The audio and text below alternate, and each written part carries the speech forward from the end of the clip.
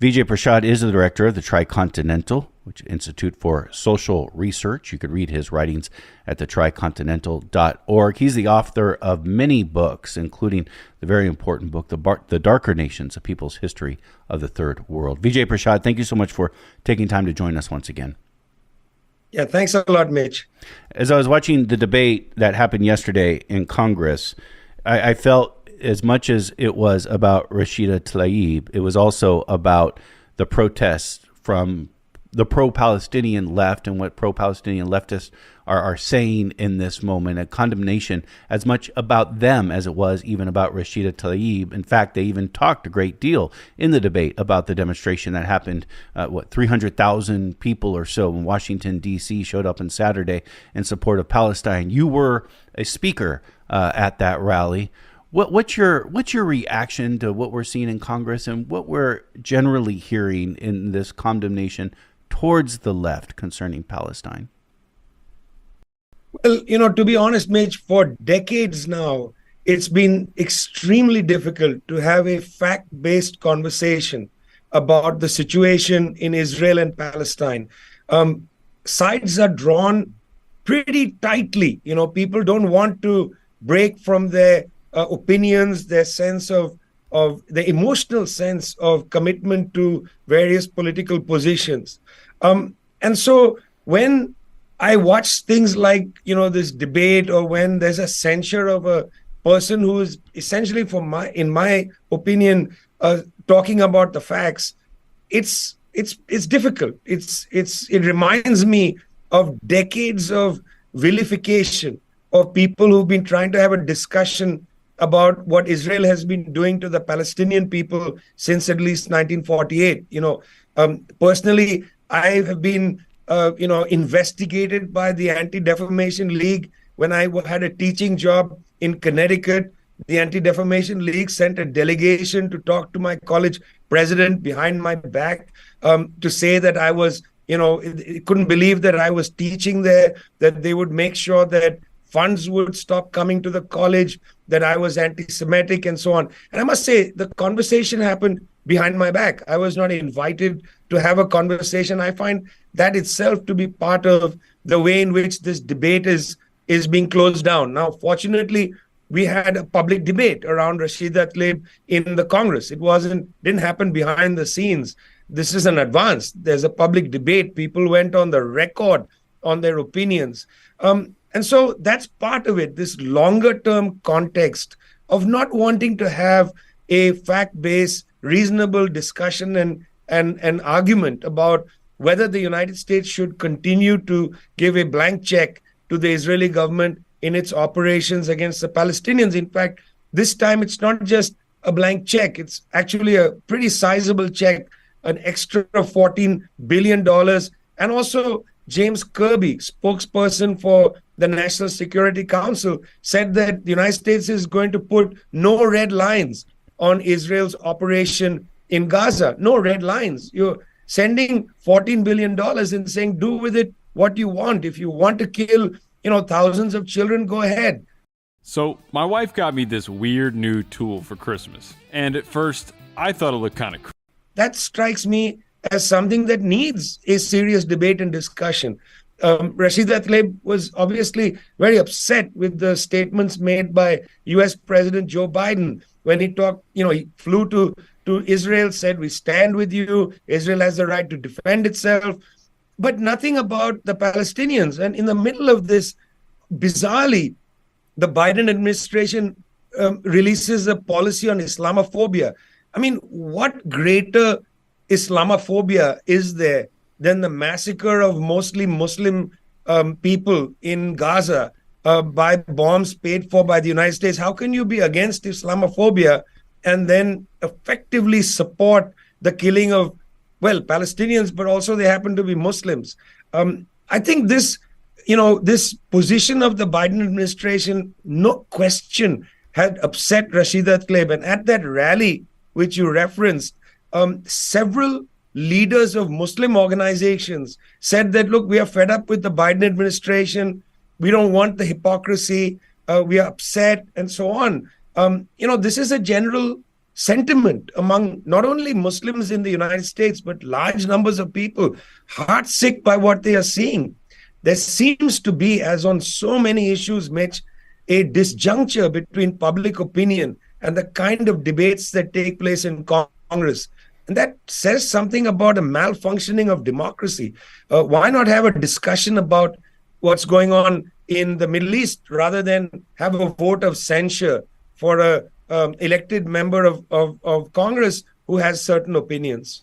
It seemed to be the most vigorous debate so far in Congress concerning what's happening actually in the Middle East, but also what's happening here and how people are responding to what's happening in Palestine, in Gaza specifically. One of the things that continually came up in yesterday's debate was especially by Republicans, well, even Democrats who even defended Rashida Tlaib. Would say, they did it on the basis of free speech, not that they agreed. In fact, many of them said we're defending her on the basis that one should be able to express their own views, even though we oppose the language that she uses. And one line that they all recited was, "From the river to the sea, Palestine will be free," which is a slogan you hear at the demonstrations. There are many people who will interpret that as an elimination of Israel. How do you interpret that slogan? Well, firstly, I also use the slogan from the stage. So I freely admit to using that slogan. And here's the reason why. You see, for the last long period, since at least 1977, when Likud won the election to form a government in Israel and sort of pushing aside the long consensus of having a labor government, Ariel Sharon became the Minister of Agriculture. He was a general in the wars that preceded that election, and he becomes the Minister of Agriculture. Why did a general of the stature of Ariel Sharon decide to take a cabinet post in agriculture? Well, because it's not about agriculture.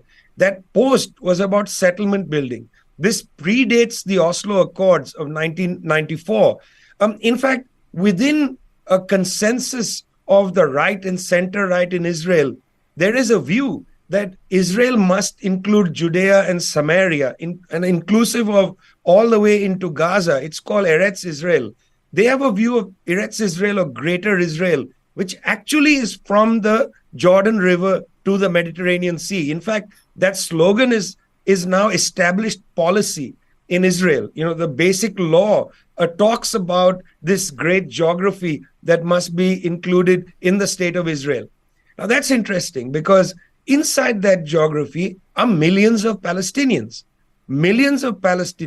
Christians and Muslims, who don't have equal rights in Israel, which is why the United Nations, Human Rights Watch, Amnesty International, Bet Salem, which is an Israeli human rights group, all of them, as a consequence of this second-class citizenship to Palestinians, all of them say that Israel is an apartheid state. From the river to the sea, it's an apartheid state. What people like me believe, and I think most people who are at that rally believe, is that, in fact, look, the two-state solution is finished by the settlement policy. There is no two-state anymore. Safe passage between East Jerusalem, the West Bank and Gaza, a foundation, a cornerstone of the Oslo Accords, has never been accepted by the Israeli government. They've never allowed safe passage even between East Jerusalem and the West Bank, let alone Gaza. So the two-state solution is vitiated, doesn't exist anymore. What you have effectively is one state. You have one state right now, which is an apartheid state.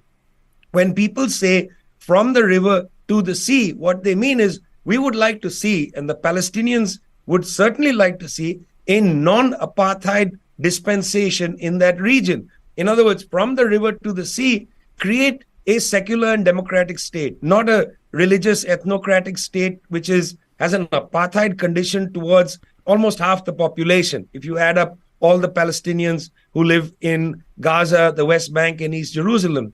So from the river to the sea certainly does mean that Israel as it exists now should not exist, not as an apartheid state. What people would like to see is a post-apartheid Israel-Palestine. That doesn't mean the annihilation of the state of Israel in general. but certainly the transformation of the state of Israel as it is now. And over the whole world rose a clamor of hysterical joy. World War I promised us a perpetual peace, and it failed.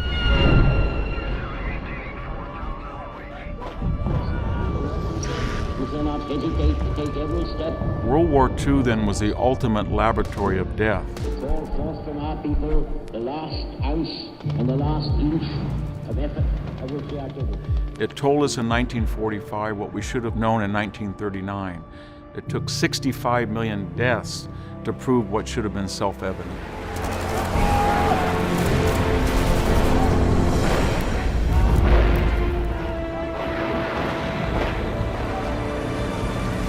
The stakes are the stakes of human freedom, which depends upon a view of human nature and the government that's appropriate.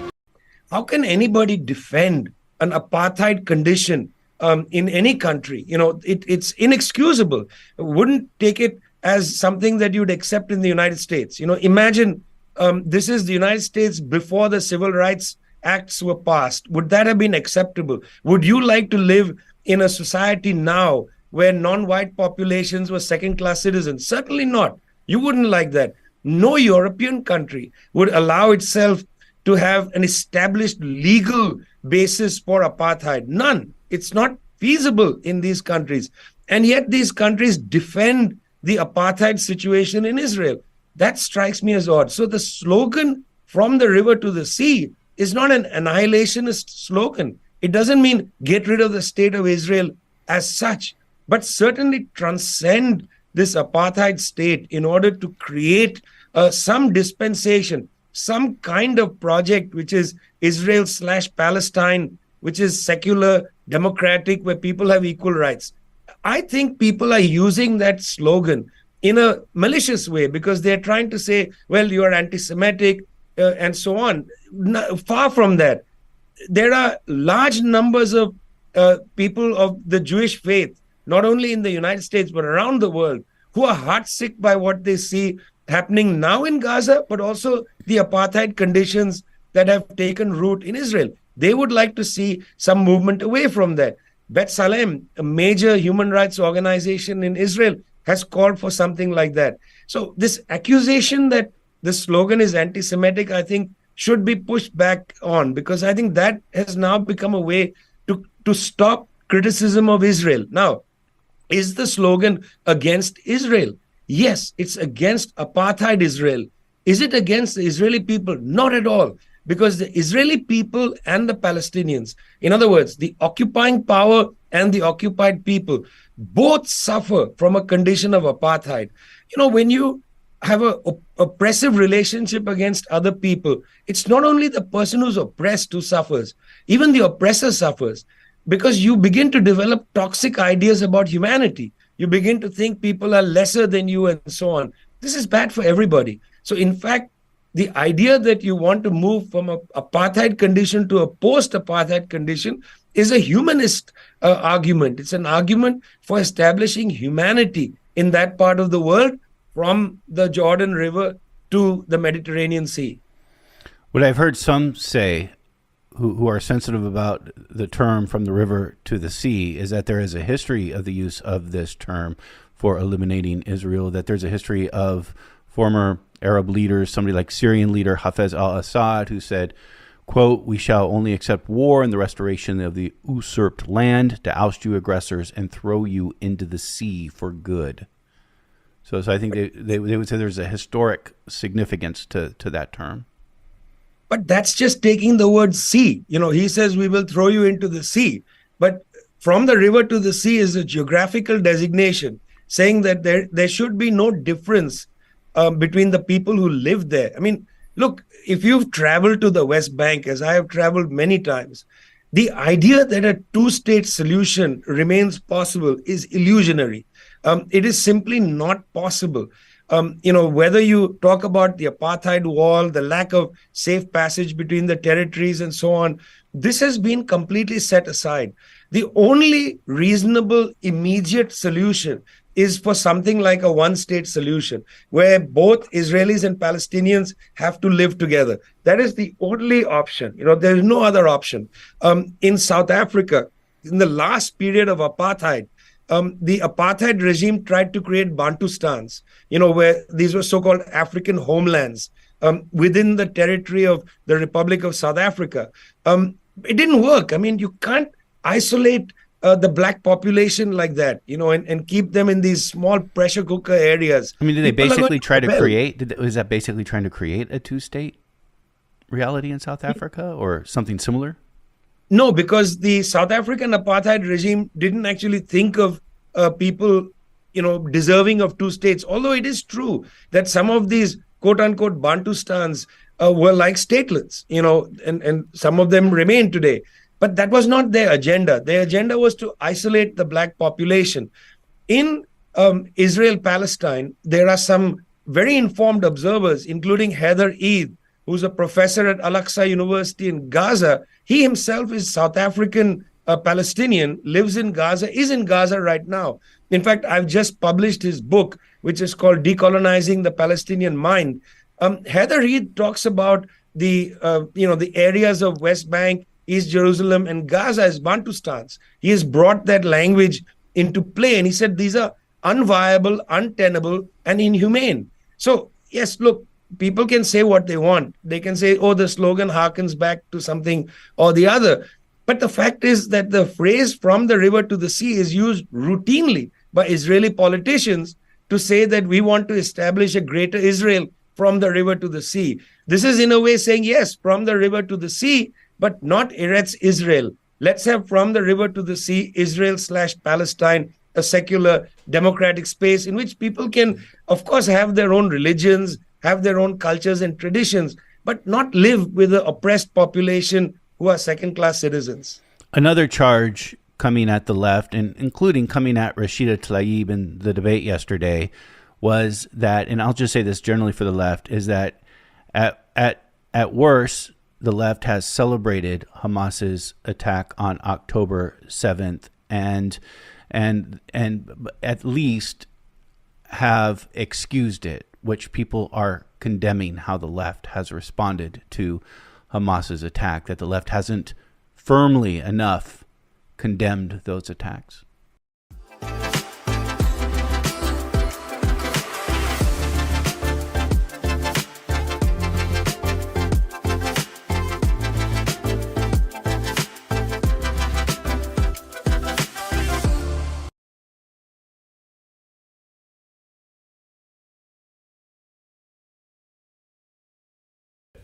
This is a camera lucida, and for the whole of the 19th century, it was the indispensable drawing aid for great masters and technical illustrators alike. And yet, it's virtually unknown today. What's your This take? is an interesting issue because I was watching Queen Rania of Jordan on a show with Christian Amanpour on CNN, where Queen Rania was asked similar questions, and she said something interesting. She said, history doesn't begin on October 7th. And then a few days later, much to, I think, his surprise, the UN Secretary General said that, what happened in Gaza cannot be looked at in a vacuum, and then he was attacked. That's the nature of the surprise. He was attacked to the point where the Israeli government called for his being sacked from his post as Secretary General.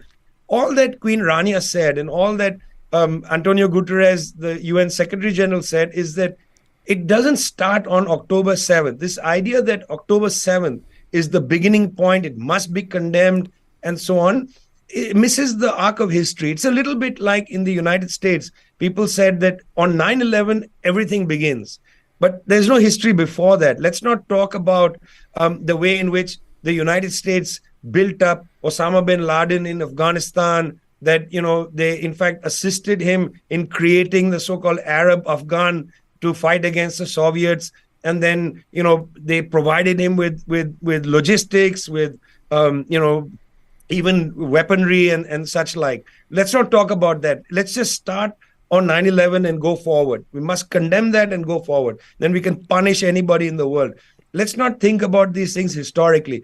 This idea that somehow this begins on October 7th and the condemnation of Hamas is the starting ground for a conversation strikes me as interesting because, the people who demand the condemnation of Hamas don't condemn the occupation beforehand. The thousands of children that have been killed in Palestine sitting in prisons, Israeli prisons. I've been in the West Bank and watched the Israeli Defense Force drag children away into jeeps, take them off into administrative detention. These are minors, little kids, thrown into prison. There is none of that. And the reason that is important is that's the context for the frustration and anger that's there amongst sections of the Palestinians. I commend people to go and read Frantz Fanon's book, The Wretched of the Earth.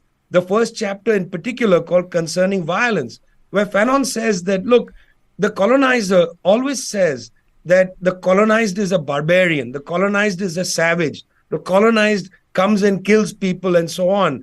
But what Fanon says is you're missing the point.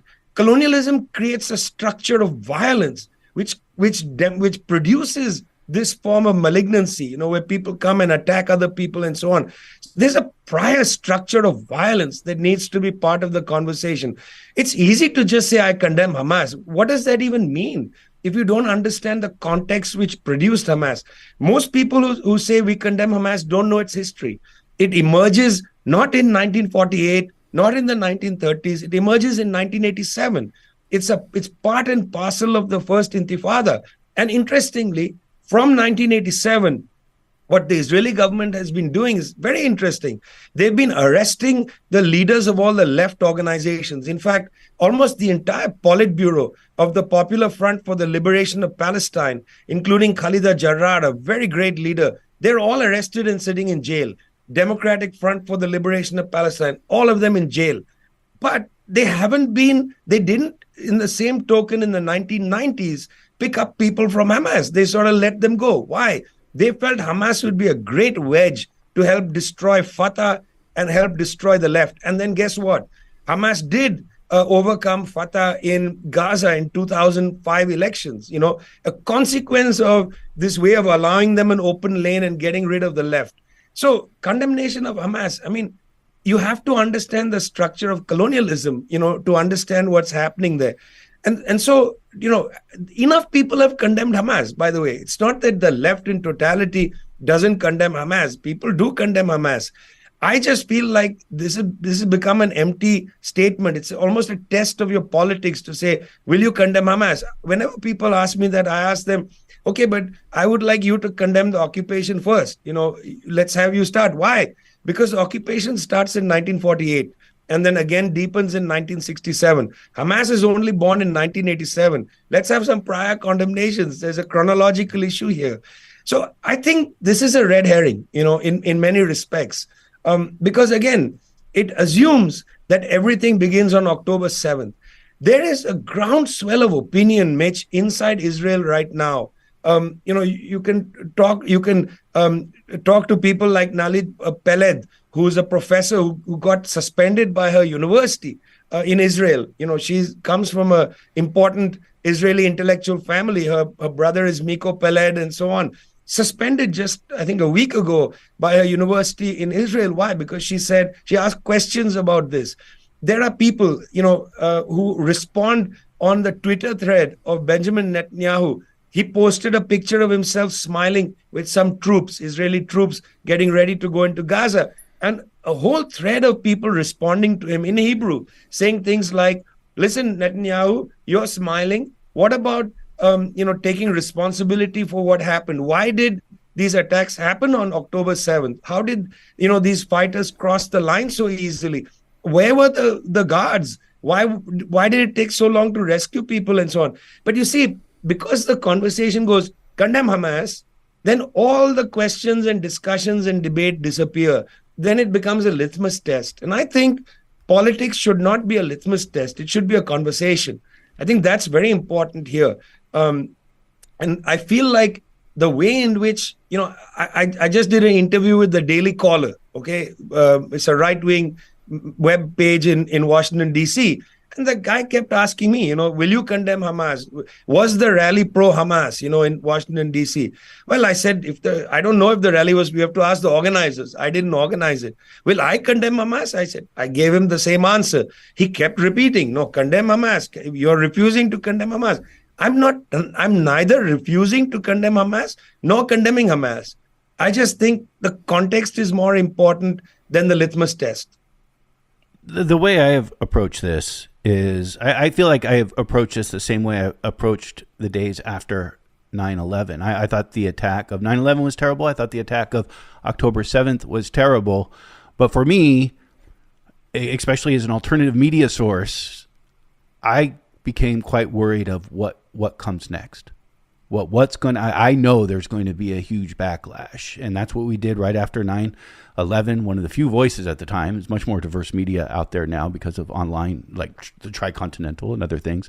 But back in 2001, you didn't have that same kind of diversity, and for us, we were very scared about what's going to happen next. My story that day of 9/11 was backlash against. Say hello to Symbiotica's activated charcoal, a detoxifying, nutrient-rich formula that works to cleanse the body. Muslim Americans, or people who were perceived as Muslim Americans, because we knew what was coming. And that's how I thought about October 7th as well, that I know there's going to be a backlash. It's coming, and it's coming soon. Here we are a month later, over 10,000 people have been killed in Gaza. Mitch, I'll tell you something. You mentioned alternative media. I want to put this on the record, and I think this is something that startled me. Let's talk about the relative mainstream media. The most exalted liberal publication in the United States, the New Yorker. Okay, it's the magazine that all refined elites subscribe to. They have their glass of Cabernet Sauvignon. They open the articles and so on. Well, now the New Yorker has a radio hour which runs on National Public Radio. The host is typically David Renwick, the editor of the New Yorker. Well, right after October 7th, and by the way, nobody wants to see children killed. Okay, I have, obviously that's a line that you have to draw. That's grotesque. But right after October 7th, David Renwick had a liberal show. He had a Palestinian guest and then an Israeli guest. He had Sari Nusseibeh talking about ethics and so on. Very sophisticated person. Then he had Yonit Levy, who's a television personality from Israel. At one point, Yonit Levy was asked by David Renwick about the moral equivalence between the 1,400 Israelis killed, of which about half were actually soldiers, and at the time, 4,500 Palestinians known to have been killed when the interview was held. So he said, the question of moral equivalence. And Yonit Levy said on his show, there is no moral equivalence. There is no moral equivalence between the death of an Israeli and the death of an Arab, a Palestinian. And what I found, I didn't expect her to say that because that's a grotesque thing to say. Obviously, there's got to be a moral equivalence because they're all humans. But apparently, she didn't believe that. But then David Renwick, who's the editor of the New Yorker, didn't challenge her. He just let it go. He didn't come back and ask her, say that, but Yonit, why do you believe that there's no moral equivalence? Don't you think the life of a Palestinian and the life of an Israeli, they're equivalent? I mean, for God's sake, you can't say that 1,400 Israelis killed, very sad, tragic, 4,500 Palestinian killed, not as tragic because there's no moral equivalence. He let it go. And I was watching that thinking, that's interesting because, you see, there's the question asked of the left, do you condemn Hamas? But it's acceptable for liberals to say there's no moral equivalence between the death of an Israeli and the death of a Palestinian. I find that very interesting about how this exists in liberal culture in the United States. And therefore, it is no surprise that when somebody like Rashida Tlaib, Palestinian origin, congresswoman of integrity, takes very important positions about a range of things, I think well represents her district, made a comment saying that there's genocide happening in Gaza, appealing to the U.S. president, appealing to the U.S. president to basically take at least a balanced stand, okay, moral equivalence stand, that she has pushed back because I think many people in the liberal culture of the United States believe that there's no moral equivalence between the Israelis and the Palestinians. That is what underpins that discussion in Congress. What underpins the discussion isn't this or that political opinion, Hamas, this or the other. It's the underlying view that there is no moral equivalence between the death of an Israeli and the death of a Palestinian. And I must say, after the explosion in Bhopal, India in 1984 of the Union Carbide factory, which killed 3,000 people immediately and then killed many more over the years, a senior executive from American Cyanamid, which is another chemical manufacturer in the US, said that, for Indians, it's not a big deal because Indians have a different view of human life. That for them, 3,000, 4,000 dead, not a big deal. In the United States, if 2 people die, it's a big deal. That, again, is a refusal of the moral equivalence of human life. And I think this underpins the culture, Mitch, and there's no place to have this discussion. The examples are legion. I can recite many, many for you. But it's depressing, that this is where we are. And Rashida Tlaib is a victim, not of what she said, not at all of what she said, but she's a victim of this underlying lack of moral equivalence for human life. I do wonder if one day in the future, Congress will end up making an apology or reverse the censure. And I think we can't see it outside of it's not in a vacuum what has happened to Rashida Tlaib. I think it's no coincidence that also earlier in this Congress, Ilhan Omar. Sometimes you gotta push yourself to the limits, even if your limit is snowplowing at was ousted from the House Foreign Affairs Committee and kind of the attack. So on one hand, you do see kind of a change, I think, in American culture as well. There are 300,000 people at the rally that you were one of the speakers of in Washington, D.C. I think we are seeing a change culturally that's also represented by folks like Rashida Tlaib and Ilhan Omar, but also the backlash. Yeah, and I think in a sense, you're very right, okay? It's very correct that in a way the dialectic is moving. This is not a stale situation. The forces of history are moving forward. At that rally, it was extraordinary. The average age seemed to be mid-20s. There were lots of teenagers there, who came by themselves with handmade signs. It was very moving, Mitch. There were, streets were 4 or 5 block filled, chock-a-block, no place to move, to breathe. People waited there as the speaker spoke for over 2.5 hours. People just waited there. There was virtually no violence. One McDonald's was vandalized. That was it. There was no violence. Listen, I've been in many protests. Often there's somebody goes and smashes windows and so on. But there was none of that. This was an extraordinary, disciplined mass demonstration for humanity. People came with great feeling. There was an Egyptian woman I talked to said, I'm embarrassed by what's happening with the government of Egypt. There were Palestinians saying that I lost 3 members of my family and so on. People I talked to who were in the street, I lost 1 or 2 members of my family. I'm here for them. We want the bombing to end for the children, for the children, for the children. And the population there was so young and so diverse, very interesting development. And of course, part of that development is the change of people in Congress. But it is hard in the U.S. established political circles. It's hard to move this kind of agenda. I mean, for God's sake, Guantanamo Bay prison is still open. There are still people there, who've been sitting there since 2001. There were children taken to Guantanamo Bay who became adults in that prison. No human rights at all for them. So at the time, in 2003, million of us marched in New York City. Okay, that was incredible. But as the war grew on, people were weary. The demonstrations were smaller. The hair grew grayer and grayer of the people coming to the demonstrations. And, when it came to Palestine 2014, the demonstrations were tiny. 8 people here, 15 people there, maybe 1,000 in a bigger city. That was it. 300,000 people in the middle of this climate to just say it's enough is enough. I think this should send a message, and that's 300,000 in DC. There were protests all across the United States, all across the world. There were 2 million people in Jakarta at a protest in Indonesia. There were hundreds of thousands of people in protests in the Middle East, inclusive in Istanbul. There's a new tide. People are just not interested. And the resignation of people like Craig Mokhiber from the UN Human Rights their human rights agency. Craig, I interviewed Craig for People's Dispatch. What a clear, decent man, said that I just couldn't stay. 32 years in the United Nations, I couldn't stay any longer because we're not upholding the UN Charter. We're not taking seriously the Rome Statute, which created the International Criminal Court and so on.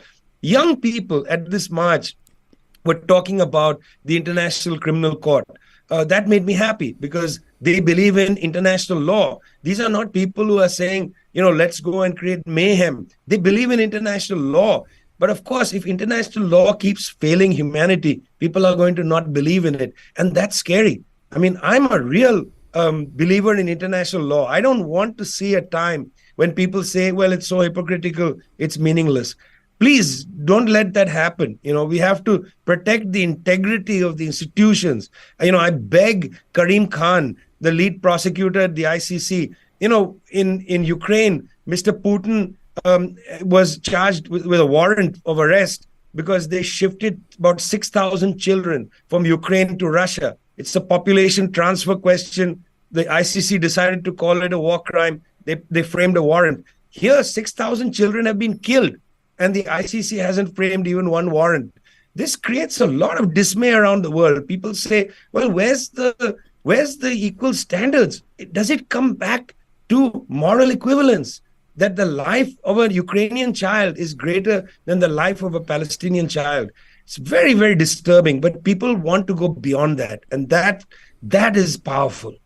It's a shame so many women struggle to lose weight. When this special coffee loophole helped me drop from 184 to 123 in weeks. And I know because I was ashamed of myself after trying and failing so many times to burn off stubborn flab until I discovered this special coffee loophole to melt off stubborn pounds on command. You've probably heard that once you have kids, your body will never be the same. You'll have to accept the Vijay Prashad, I have one last question for you, but I want to recognize I've taken more time already than I told you we would, and I'll even edit this part out, so not to put you on the spot in front of everyone if you have to run. But I did have one more question about decolonization. Are you okay with that? Go ahead, yeah. All right. Decolonization. This is something that's also come under fire, and you mentioned you've helped publish a book on decolonization quite recently. There's a piece that's making the rounds online from the Atlantic magazine by Simon Sebag Montefiore, and it's called the decolonization narrative is dangerous and false. And let me just read a quote from it and get your response. Simon Sebag Montefiore says this, quote, "The decolonization narrative has dehumanized Israelis to the extent that otherwise rational people excuse, deny, or support barbarity. It holds that Israel is an imperialist colonist force, that Israelis are settler colonialists, and that Palestinians have a right to eliminate their oppressors. It casts Israelis as white or white adjacent and Palestinians as people of color. This ideology, powerful in the academy, but long overdue for a serious challenge, is a toxic, historically nonsensical mix of Marxist theory, Soviet propaganda, and traditional anti-Semitism from the Middle Ages and the 19th century." It's a much longer piece that we obviously don't have time to go through right now. Obviously your response, and maybe what is decolonization?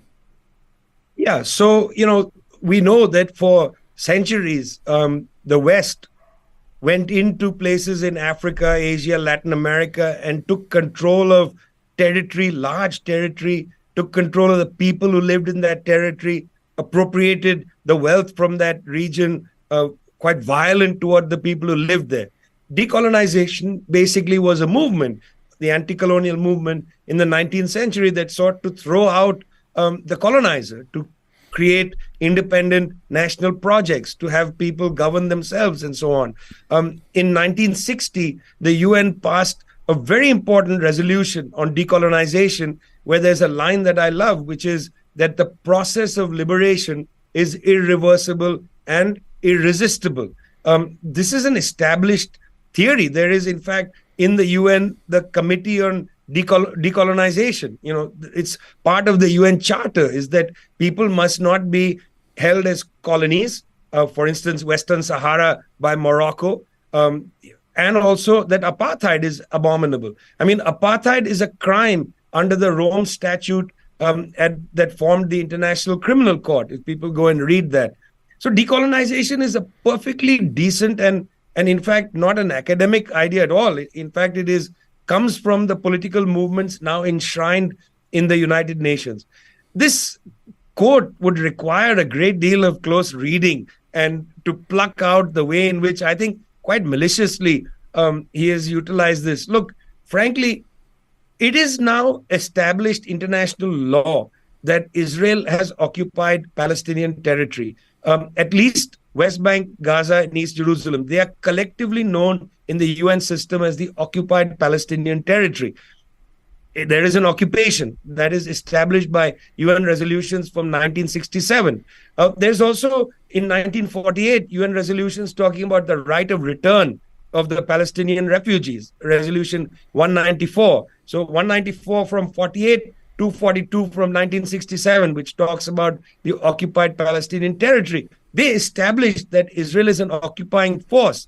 Now, occupation is not supposed to be a permanent condition. It's meant to have an end date. That firstly, the occupying power has obligations with the on the people. You can't treat the people badly. You can't transfer population. You can't take away their land. You can't build settlements. That's why the settlements are treated as illegal by international law.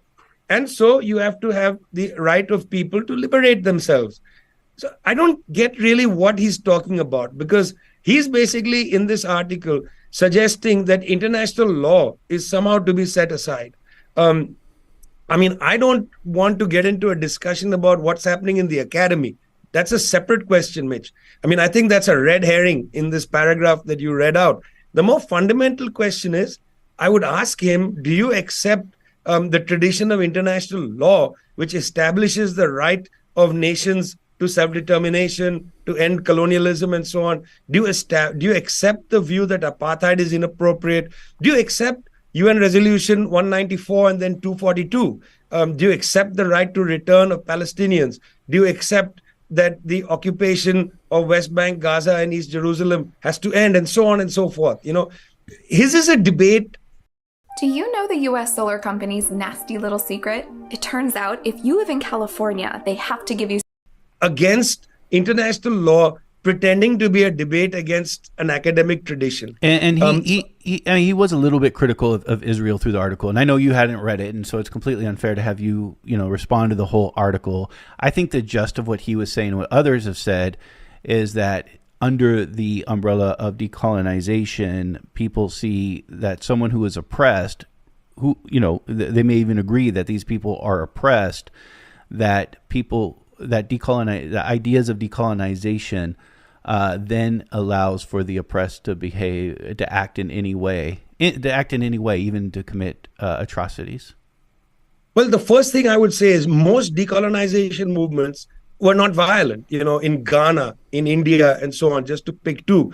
In fact, the Palestinian movement has been largely non-violent. The Great March of Return, 2019, thousands of Palestinians tried to march to the fence, remember, non-violently. 200 of them were shot dead, not by themselves, but by the Israelis. The Israeli military killed 200 people who were in a non-violent march. What Fanon writes about in Wretched of the Earth is instructive.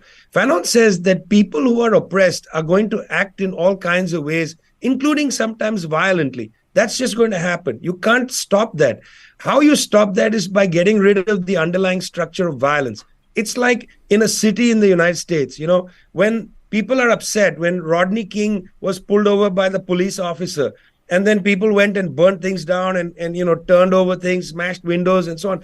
That's suppressed feeling of rage coming out in public. That's going to happen. The way you stop the rage isn't by hiring more police officers, but by getting rid of the underlying problems of inequality in cities, of racism, of structural racism, and so on. That seems to me an obvious point. In a sense, what I'm trying to say is, at least in this paragraph, he seems to be arguing the wrong case. That if you're going to talk about the real issues, talk about the structure of violence that exists in the maintenance of the oppression of the Palestinians. Go and stand in the queues to get into the West Bank. See what the humiliation is like, the kind of sense of anger it produces among people when Israeli soldiers come to their doors and just smash the door down and walk into the house. Or when settlers come in backed by Israeli soldiers and just eject people from their land, as happened just last night in another village in the West Bank. That structure of everyday routine violence, the permanent Nakba, the permanent events of 1948, they just don't take place in 48, they take place every day. That permanent Nakba, that's what one should be thinking about as the starting point of the conversation, not what's happening in an academic seminar room around theories of decolonization and so on. I don't think that's really what's germane or important in the conversation. The conversation in the culture should be about the structure of why people end up angry and enraged and conduct acts of violence. You want to understand that. In order to stop it, you have to understand it first. You can't just stop it by policing, by bombing, and so on. People will recognize this in Palestine, but they also should recognize this in Oakland, California. You can hire as many police as you want. You can garrison the whole city of Oakland, California. But if you don't get rid of the underlying problems of inequality, of racism, and so on, you're never going to get rid of the rage. Vijay Prashad has been our guest. Again, he's the director of the Tricontinental Institute for Social Research. You can find it online at thetricontinental.org. Vijay Prashad, thank you for taking this time. Thanks a lot.